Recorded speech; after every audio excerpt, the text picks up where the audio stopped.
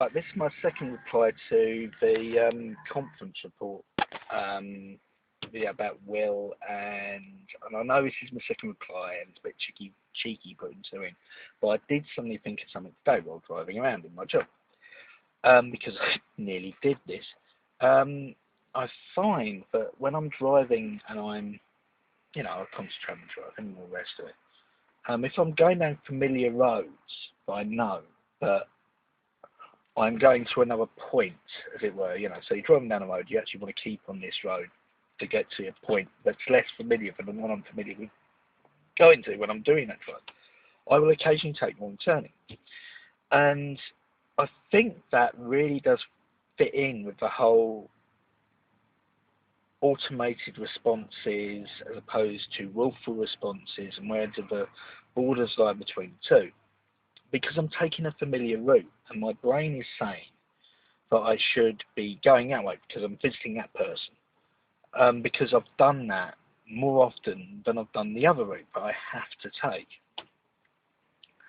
So the little Rolodex in the head knows what it has to do. It has the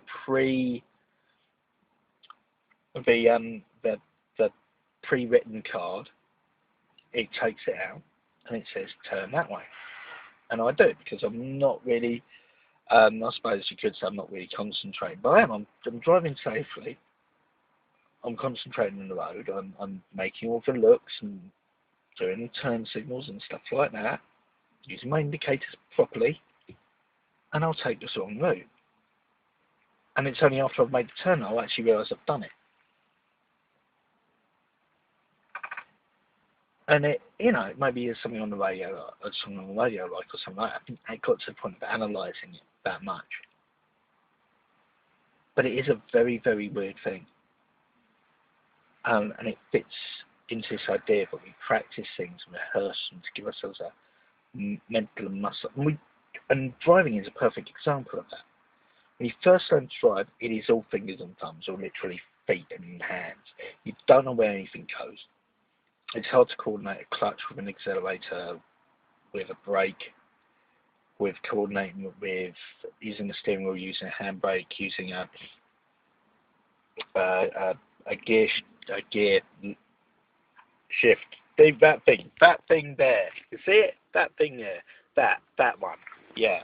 Hard. And then you set up the synaptic pathways to deal with that. Sort of look at my really scruffy car. Sorry. But yeah. Yeah. And so a lot of driving is automated. And if you think about emergency braking as a example of that response having to do with adrenaline, you are taught a response that you do, and you place in your brain, you put it into your Rolodex. So when someone walks out in front of you and you get that adrenaline rush, you brake. And hopefully it gets into the back of your head well enough that you do it safely. That makes sense. But then it has the knock-on effect. If you take the same route over and over again, and then you ask to take a slightly different route to somewhere, there is a risk that because you're using automated responses to get you to your point, so that you can concentrate on driving, because you don't want to be concentrating on exactly how you gear shift.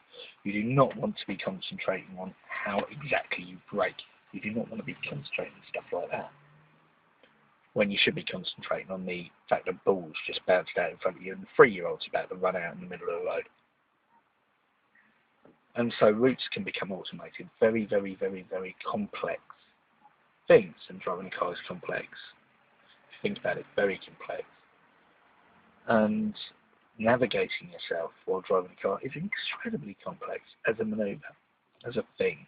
You don't sit in front of a TV just flicking through channels, it's actually a very, very complex skill to learn. Yeah, we don't notice it because a lot of us do it.